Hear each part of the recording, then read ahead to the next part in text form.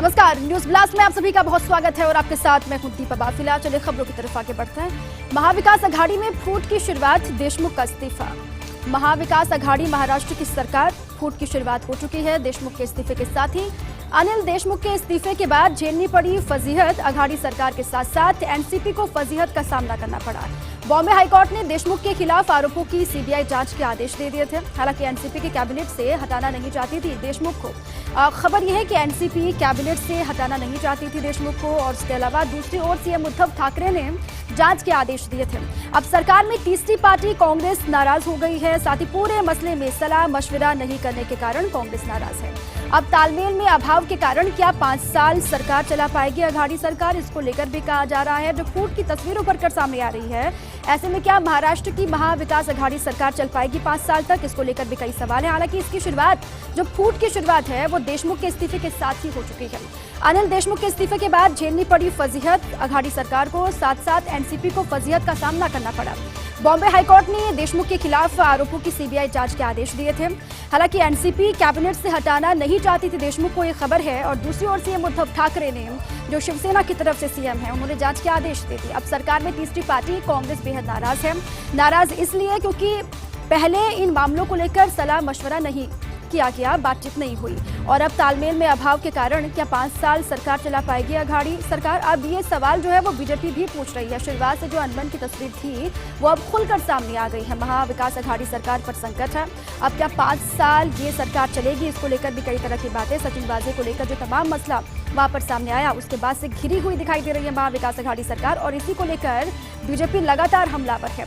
अनिल देशमुख के इस्तीफे को लेकर कई बार प्रेस कॉन्फ्रेंस बीजेपी की तरफ से भी की गई। साफ तौर से कहा गया कि जो आरोप उन पर लगे हैं उनकी जांच तभी हो सकती है जब वो गृह मंत्री के पद से इस्तीफा देंगे। अब चूंकि अनिल देशमुख के इस्तीफे के बाद से ही लगातार कई तरह की बातें शिवसेना को लेकर, एनसीपी को लेकर और कांग्रेस को लेकर भी।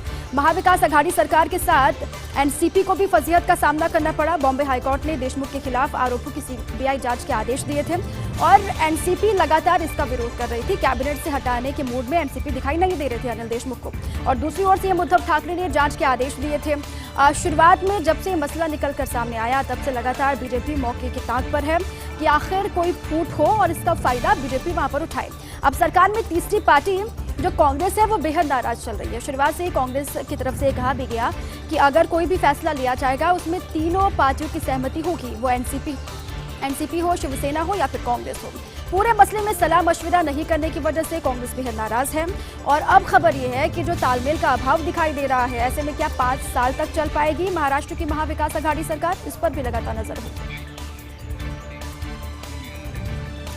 पश्चिम बंगाल का रण चल रहा है। जलपाईगुड़ी में सीएम योगी आदित्यनाथ रैली कर रहे हैं, जनसभा को संबोधित कर रहे हैं। क्या कुछ कह रहे हैं, सुनाते हैं आप। सरकार, टीएमसी की सरकार बंगाल के अंदर लागू नहीं होने देती है। दीदी की सहानुभूति यहां के नौजवानों के साथ में नहीं है, यहां की महिलाओं के साथ में नहीं है, यहां के किसानों के साथ भी नहीं है, यहां के व्यापारियों के साथ भी नहीं है। दीदी को तो लड़ाने से ही फुर्सत नहीं है। उनकी सहानुभूति तो उन लोगों के साथ में है जो दंगा फसाद करते हैं। उनकी सहानुभूति उन लोगों के साथ में है जो मां दुर्गा की पूजा करने से रोकते हैं। उनकी सहानुभूति उनके साथ में जो मां लक्ष्मी की पूजा और मां सरस्वती की पूजा करने से रोकते हैं। और दीदी तो इस समय इतनी चिड़ी हुई है, इतनी नाराज है, क्या वो कह रही है कि जय श्री राम बोलोगे तो जेल में डाल देंगे।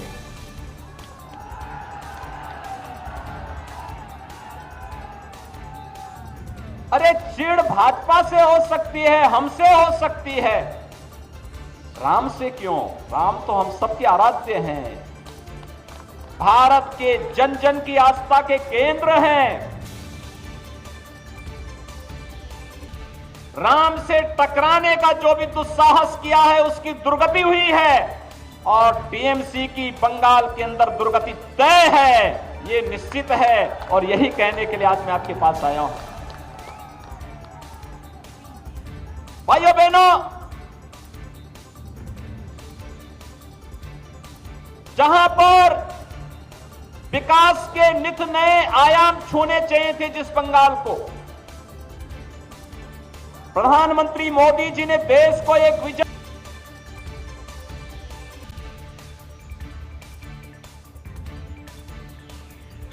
पश्चिम बंगाल में चुनावी रण चल रहा है। जनसभा को संबोधित यूपी के मुखिया योगी आदित्यनाथ कर रहे हैं। हालांकि मोर्चा संभाला हुआ है, साफ तौर से टीएमसी सरकार पर हमला, और ये कहा कि इस बार परिवर्तन होगा, बीजेपी आने वाली है, सत्ता में काबिज होने वाली है।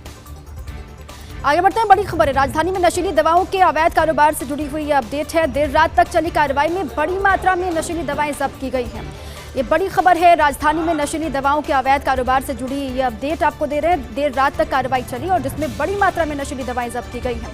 साथ ही पुलिस और औषधि नियंत्रक संगठन की संयुक्त रूप से कार्रवाई में यह खुलासा हुआ। बजाज नगर थाना क्षेत्र स्थित जय किशन कॉलोनी में कार्रवाई की गई है। पुलिस के अलावा डीसीओ महेश ब्याडवाल के निर्देशन में बड़ी कार्रवाई को अंजाम दिया गया। रात 2 बजे तक चली कार्रवाई में नशीली दवाओं के 7 कार्टन बरामद किए गए हैं। कार्रवाई में मौके से ट्रामाडोल घटक युक्त ट्रोमाडेक्स, पेटाजोसिन इंजेक्शन और साथ ही रिलैक्स कफ सिरप समेत कई अन्य नशीली दवाएं जब्त की गई है। मौके से आरोपी अमन पटवा को एनडीपीएस एक्ट में गिरफ्तार किया गया। उससे लगातार पूछताछ भी हो रही है। जो नशीली दवाएं थी उसका कारोबार कब से यहां पर चल रहा था, इसको लेकर भी लगातार पूछताछ होगी। और राजधानी के कौन कौन से हिस्से ऐसे हैं जहां पर अवैध कारोबार इनका किया जा रहा है, इसको लेकर भी लगातार पूछताछ होगी। तमाम शिकायतें मिल रही थी, सूचनाओं के आधार पर इस बड़ी कार्रवाई को अंजाम दिया गया है। नशीली दवाओं के अवैध कारोबार से जुड़ी इस खबर पर बड़ी अपडेट यह है कि देर रात तक ये कार्रवाई चली और बड़ी मात्रा में नशीली दवाएं जब्त की गई हैं। पुलिस और औषधि नियंत्रक संगठन की संयुक्त रूप से कार्रवाई, जिसमें बड़ा खुलासा भी हुआ। बजाज नगर थाना क्षेत्र स्थित जय किशन कॉलोनी में इस कार्रवाई को अंजाम दिया गया। पुलिस के अलावा डीसीओ महेश ब्याडवाल के निर्देशन में ये कार्रवाई और साथ ही रात 2 बजे तक ये कार्रवाई चली।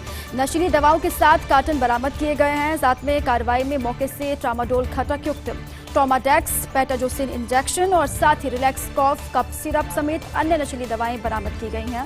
अब लगातार जांच पड़ताल भी इनकी होगी और एक आरोपी को अमन पटवा जिसका नाम है उसको मौके से गिरफ्तार किया गया है एनडीपीएस एक्ट में। अब क्या कुछ आगे जानकारी मिलती है इस पर लेकर भी लगातार नजर होगी। और इसी पर अपडेट के साथ मेरे सहयोगी विकास शर्मा जुड़ चुके हैं। विकास, क्या दवाइयां हैं वो जब्त की गई हैं, कितनी हानिकारक ये हैं और क्या अमन पटवा से जानकारी मिली है पुलिस को? देखिए दीपा, राजधानी जयपुर में नशीले दवाओं का कारोबार का एक बड़ा खुलासा जो है कल देर रात को कार्रवाई में हुआ है। कल देर शाम को हमारे दर्शकों को मैं बताया था किस तरह से कार्रवाई जो है वो की जा रही है। जो कार्रवाई शुरू की गई थी देर शाम को, वो रात करीब 2 बजे तक कार्रवाई चली है, जिसके अंदर बजाजनगर थाना क्षेत्र के अंदर जय किशन कॉलोनी के अंदर ये कार्रवाई थी, जिसमें कि पुलिस और औषधि नियंत्रक संगठन की टीम जो है उन्होंने एक मकान पर छापा मारा था और मकान में ऊपर जो है बिना किसी लाइसेंस के दवाओं का कारोबार जो है वो होता मिला।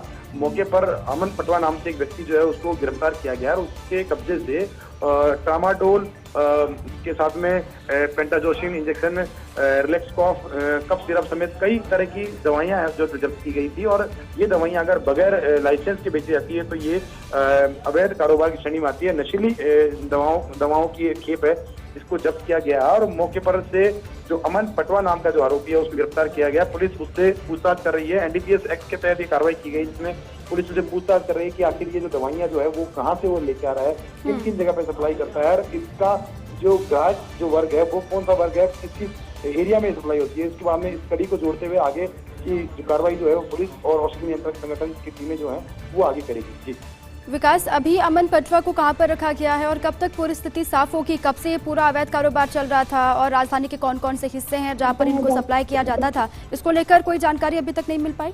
बजाजनगर थाना पुलिस की ये कार्रवाई थी और बजाजनगर थाने ने ही इसको गिरफ्तार किया है। उसके बाद में अब उससे पूछताछ की जा रही है, क्योंकि अब जो इन्वेस्टिगेशन का पार्ट है जिसमें की जानकारी ली जाएगी कि किस तरह से इसके लिंक जुड़े हुए हैं ये कारोबार। क्योंकि आबादी क्षेत्र में कह सकते हैं कि इस तरह का कारोबार करने वाले जो लोग हैं वो कहीं अकेले में कई सुनसान जगह पर ऐसी चीज करते हैं, लेकिन ये मकान जो है आबादी क्षेत्र में है। वहीं पर ऊपर छत पर एक कोठरी बना रखी थी जिसके अंदर नशीली दवाइयां जो है रख करके वहां से कारोबार किया जा रहा था। तो निश्चित तौर पे जो आसपास की जो एरिया है उसी जगह पे डेंसिटी वाला एरिया है और इसी जगह पे इसका ग्राहक वर्ग होगा, तभी जाकर के यहाँ पे इतना दवाइयां जो है यहाँ रखी गई थी। इसकी जो पूरी छानबीन जो है पुलिस स्तर पर की जा रही है। बिल्कुल, जांच पड़ताल हो रही है, उसके बाद जो डिटेल्स है वो सामने आ पाएंगे, कहाँ इसको सप्लाई किया जाना था और कब से ये पूरा खेल चल रहा था। बहुत शुक्रिया विकास तमाम जानकारियों के लिए और अपडेट के लिए। आगे बढ़ते हैं। क्या अब राहुल प्रियंका बंगाल में करेंगे प्रचार? ये बड़ा सवाल बना हुआ है। अभी तक दोनों ही गायब है बंगाल से। क्या अब राहुल प्रियंका बंगाल में प्रचार करेंगे? बंगाल कांग्रेस प्रभारी जितिन प्रसाद का इंतजार क्या खत्म होगा?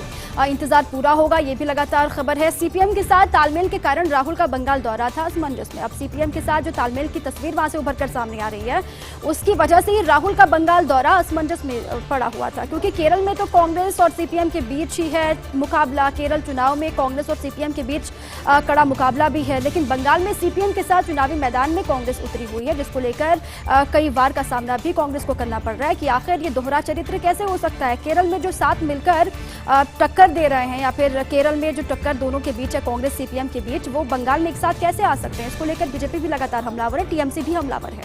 अब शायद राहुल प्रियंका दोनों उतर सकते हैं बंगाल चुनाव प्रचार में, ऐसी भी खबरें आ रही हैं देर से ही सही, लेकिन राहुल और प्रियंका गांधी दोनों ही चुनावी मैदान में उतर सकते हैं, क्योंकि बंगाल में चुनाव चल रहे हैं। वैसे कांग्रेस में एक खेमा चाहता प्रियंका प्रचार के लिए बंगाल नहीं आए। अब एक खेमा ऐसा भी है कांग्रेस के भीतर जो ये चाहता है कि प्रियंका गांधी वाड्रा प्रचार के लिए बंगाल ना जाए और राहुल की भी खाना पूर्ति के लिए कुछ सभाएं करा दी जाएं। अब ऐसी भी खबर है कि राहुल के लिए भी कहने के लिए, खाना पूर्ति के लिए कुछ सभाएं वहां पर करा दी जाए बंगाल में, क्योंकि ऐसा नहीं होने पर भाजपा को बंगाल में हो सकता है फायदा। अब खबर यह है कि जो नफा नुकसान है उसको आकर ये कहा जा रहा है कि अगर राहुल या प्रियंका वहां पर नहीं जाते हैं तो हो सकता है कि ऐसे मौके पर भाजपा को बंगाल में फायदा हो सकता है, जो कि कांग्रेस बिल्कुल नहीं चाहेगी।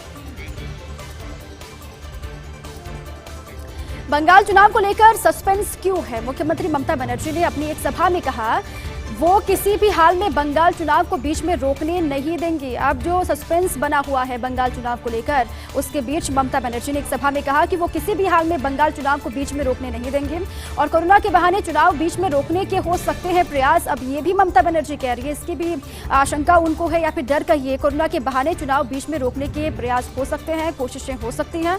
और 8 फेजेज में चुनाव कराने पर भी दीदी पहले ही कर चुकी है आलोचना। इस पर भी ऐतराज वो जाहिर कर चुकी है कि 8 फेजेज में चुनाव कराने को लेकर वो साफ तौर से ये कह रही है कि इसके पीछे भी कहीं ना कहीं बीजेपी हो सकती है।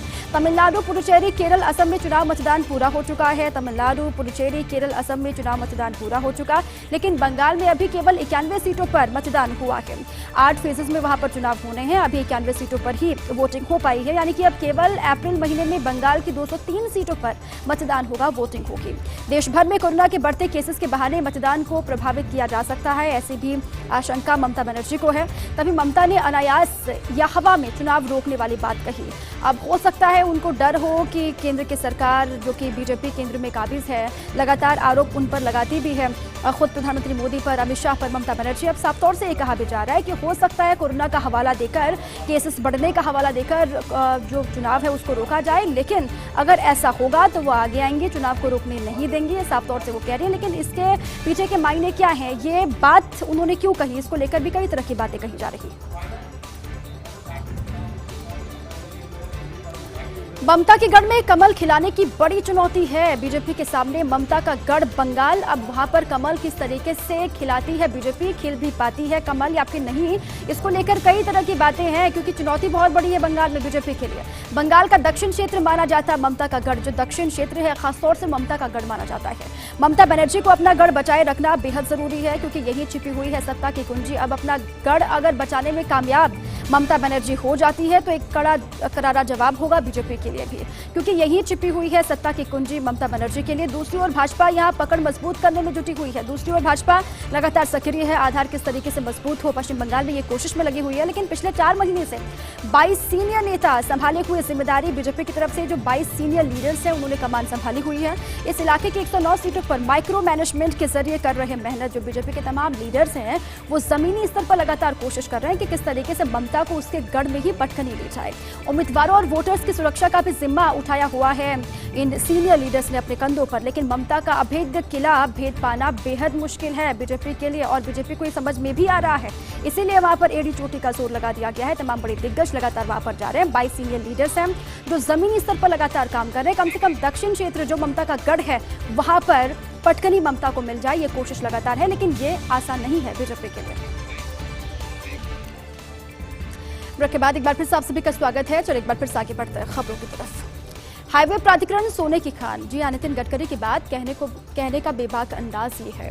हाईवे प्राधिकरण सोने की खान है, ये कहा नितिन गडकरी ने। और साथ ही एनएचएआई को लेकर गडकरी की मन की बात ये है, ये सोने की खान है, नहीं फंस सकता कर्ज के जाल में। और साथ ही एनएचएआई का रास्ता सीधे जुड़ा है लोगों की जेब से। पहले फास्टैग और अब जीपीएस के जरिए पैसे की कटौती। खुद गडकरी ने जीपीएस के जरिए पैसे कटौती की योजना का ऐलान किया है। फास्टैग सुविधा से सरकार को 30,000 करोड़ रुपए की कमाई होती है। अब सरकार ने टोल से बचने वालों के लिए जीपीएस अनिवार्य कर दिया है और इसके लागू होने से साल में 1 लाख करोड़ रुपए की कमाई टोल से होगी। अब सरकार को भी इसके जरिए कमाई होगी, इसीलिए भी एक बेबाक अंदाज में नितिन गडकरी ने इसका ऐलान किया है। साफ तौर से उन्होंने कहा कि एनएचएआई को लेकर गडकरी के मन की बात यह है, ये सोने की खान है और ये नहीं फंस सकता कर्ज के जाल में। एनएचएआई का रास्ता सीधे लोगों की जेब से जुड़ा हुआ है, पहले फास्टैग के जरिए और अब जीपीएस के जरिए पैसे की कटौती होगी। खुद गडकरी ने जीपीएस के जरिए पैसे कटौती की योजना का ऐलान किया है और फास्टैग सुविधा से सरकार को 30,000 करोड़ रुपए की कमाई होती है। और अब सरकार ने टोल से बचने वालों के लिए जीपीएस अनिवार्य कर दिया है। टोल से जो लोग बच रहे हैं उन सभी के लिए जीपीएस अनिवार्य कर दिया गया और ये भी कारगर साबित होगी कमाई में सरकार के लिए। और इसके लागू होने से एक साल की अगर बात करते हैं, साल में 1 लाख करोड़ रुपए की कमाई टोल से होनी है सरकार को और इसीलिए भी ये बड़ा ऐलान गडकरी की तरफ से किया गया। ब्याज दरें अगली तिमाही में घटेंगी, अब इसकी संभावना क्या बनी हुई है, इसको लेकर भी तमाम बातें कही जा रही है। ब्याज दरें अगली तिमाही में घटेंगी। पिछले दिनों ब्याज दरों को लेकर लघु ड्रामा हुआ था, वो ड्रामा आपको याद होगा। पहले ब्याज दरों में 0.7 से लेकर 1.1% तक कटौती का ऐलान किया गया था, ट्वीट किया गया, लेकिन फिर 5 राज्यों के चुनाव को देखकर आनन फानन में ये फैसला बदल दिया गया, निर्णय बदलना पड़ा। मतदान से पहले खुद वित्त मंत्री ने ट्वीट करके बदलाव होने की जानकारी दी थी, जिसके बाद ट्वीट किया और साफ तौर से इसको वापस भी लिया गया। हालांकि ये गलती किस स्तर पर कहां से हुई, क्यों हुई, इसकी जानकारी नहीं दी गई। अभी तक ये जानकारी किसी के पास नहीं है कि ये गलती जो हुई वो किस स्तर पर हुई, कहां से हुई, इसकी जानकारी न वित्त मंत्री ने दी और ना ही किसी ने दी। लेकिन एक बार ब्याज दरें घटाने के बारे में सोचा है तो फैसला जरूर होगा लागू। इसको लेकर भी अब उम्मीद बढ़ गई है कि अगर एक बार उन्होंने फैसला लिया है या फिर एक बार ब्याज दरें घटाने के बारे में सोचा है तो फैसला जरूर लागू होगा। 7 लघु बजट योजनाओं में ब्याज दरों में कटौती की सूची बनी है। शायद 2 मई को नतीजा आने के बाद अगली तिमाही से इसे लागू किया जा सकता है और 1 जुलाई से या 1 अक्टूबर से ब्याज दरों में कटौती की संभावना है। ये कहा जा रहा है जो ट्वीट किया था, भले ही चुनाव को देखकर उसको वापस ले लिया गया हो, उस फैसले को बदल दिया गया हो, लेकिन अब उम्मीद यह है कि 2 मई को जो परिणाम सामने होंगे विधानसभा चुनाव के, उसके बाद इस फैसले को लागू किया जा सकता है। फिलहाल जो गलती हुई थी ट्वीट के माध्यम से, वो गलती कहां से हुई थी, किसने की थी, किस स्तर पर हुई थी, इसको लेकर कोई जानकारी किसी ने दी नहीं है, जिसको लेकर लोगों में भी कंफ्यूजन की स्थिति है। अब नक्सलियों का होगा सफाया। जी, नक्सलियों के खिलाफ जंग में सुरक्षा बलों को फ्री हैंड दे दिया गया। अब नक्सलियों का सफाया किस तरीके से होगा, क्योंकि लगातार आपने देखा शनिवार को मुठभेड़ में 22 वीर जवान शहीद हुए थे। अब साथ ही ये खबर है कि नक्सलियों के खिलाफ जंग में सुरक्षा बलों को फ्री हैंड दे दिया गया। 22 जवान वीरगति को प्राप्त हो गए। मुठभेड़ के बाद बदले तेवर और तरीके से लड़ाई की तैयारी हो चुकी है। केंद्रीय गृह मंत्री अमित शाह ने सुरक्षा बलों में भरा जोश और कहा कि आगे बढ़ो और नक्सलियों का सफाया करो। हमले के बाद दुर्गम नक्सल इलाके बासनगुड़ा कैंप तक शाह पहुंचे थे और कहा था कि ये युद्ध है, आप तय करें कि कैसे लड़ना है और हम आपके साथ हैं। सरकार लगातार सेना के साथ है, जिस तरीके से लड़ाई लड़नी है उस तरीके से आप लड़िए, पूरी तैयारी के साथ सरकार हर कदम पर साथ है, साफ तौर से कहा था केंद्रीय गृह मंत्री ने। अब स्थानीय स्तर पर रणनीति बनाकर नक्सलियों पर धावा बोलेंगे सुरक्षा बल। अब ये कहा भी जा रहा है कि स्थानीय स्तर पर एक रणनीति बनाई जाएगी सेना के द्वारा और नक्सलियों का सफाया किया जाएगा, क्योंकि बार बार ये कहा जा रहा है जो घर के भेदी हैं उनको मारना बहुत जरूरी है, क्योंकि ये नक्सली आतंकवाद से भी ज्यादा खतरनाक, जिनकी पहचान नहीं होती। और साफ तौर से वक्त वक्त पर यह कहा भी गया कि सेना को नक्सलियों के खिलाफ फ्री हैंड देने की जरूरत है, क्योंकि 22 जवान वीरगति को प्राप्त हुए। उसके बाद सरकार ने यह फैसला लिया कि जिस तरीके से सेना को जवाब देना है, धावा बोलना है, वो बोले। सरकार साथ है सेना के नक्सलियों का सफाया करने के लिए। लोकतंत्र का उत्सव चल रहा है। 4 राज्यों में वोटर्स का फैसला ईवीएम में बंद है। लोकतंत्र का उत्सव और 4 राज्यों में वोटर्स ने जो फैसला सुनाया है, जो उम्मीदवार मैदान में हैं उनकी किस्मत का फैसला ईवीएम में कैद है। असम, तमिलनाडु, केरल और पुडुचेरी में मतदान संपन्न हो चुके हैं। असम में, तमिलनाडु, केरल, पुडुचेरी में वोटिंग संपन्न। असम और बंगाल में हिंसा के बीच जमकर पड़े वोट। केरल में 69.95%, तमिलनाडु में 63.47% और पुडुचेरी में पड़े 77.9% वोट। और बंगाल में तीसरे फेज में 77.68% मतदान हुआ। बंगाल में अभी भी मतदान के 5 चरण बाकी हैं। इसको लेकर लगातार कई तरह की बातें टीएमसी भी खुद कह रही है कि आखिर इतना लंबा चुनाव क्यों करा दिया गया? बंगाल में अभी भी मतदान होने बाकी है 5 फेजेस की। 5 राज्यों में एक साथ 2 मई को होगी मतगणना। 5 राज्यों में जहां पर भी चुनाव हुए हैं वहां पर एक साथ रिजल्ट घोषित होगा। वोटिंग के बाद काउंटिंग होगी और साथ ही जो तस्वीर होगी वो साफ होगी। फिलहाल जो 4 राज्य हैं, क्योंकि 5 राज्यों में विधानसभा के उपचुनाव, उसमें से असम, पुडुचेरी, केरल, साथ ही इन राज्यों में पुडुचेरी में चुनाव संपन्न हो गए हैं। बाकी बच गया है बंगाल, वहां पर वोटिंग हो रही है। 5 फेजेस के लिए वोटिंग बाकी है और 5 फेजेस के बाद जब वोटिंग संपन्न होगी उसके बाद 2 मई को काउंटिंग होगी और पूरी तस्वीर साफ होगी 5 राज्यों के विधानसभा चुनाव की। मेक इन इंडिया की क्रियान्विति, अब मिसाइलें भी बनाएगी घरेलू निजी कंपनियां। ये बेहद महत्वपूर्ण खबर भी है। मेक इन इंडिया की क्रियान्विति किस तरीके से हो रही है, ये पूरी खबर समझिए। अब मिसाइलें भी बनाएगी घरेलू निजी कंपनियां। डीआरडीओ ने निजी क्षेत्र के लिए खोले अपने दरवाजे। मिसाइल प्रणाली को विकसित कर उत्पादन कर सकेंगी निजी कंपनियां, ये जानकारी है। जमीन से हवा में मार करने वाली मिसाइलें बनाने से इसकी शुरुआत होगी। जमीन से जो हवा में मार कर सकती है ऐसी मिसाइलें बनाने के साथ ही इसकी शुरुआत भी होगी। और डीआरडीओ के इस फैसले से निजी कंपनियों ने लिया हाथों हाथ। जो डीआरडीओ का ये फैसला, उसको निजी कंपनियों ने हाथों हाथ भी लिया है। निजी क्षेत्र की कंपनियों ने इसमें हिस्सा लेने के लिए दी उत्साहजनक प्रतिक्रिया। ये कहा भी जा रहा है कि उनकी तरफ से अच्छा रिस्पांस मिला है। डीआरडीओ का ये प्रयास मोदी सरकार के मेक इन इंडिया परियोजना का एक हिस्सा है और इसीलिए भी कहा जा रहा है कि मेक इन इंडिया पर लगातार जोर देने की तरफ देश बढ़ रहा है। डीआरडीओ का ये फैसला, ये प्रयास भी मेक इन इंडिया से जोड़कर ही देखा जा रहा है।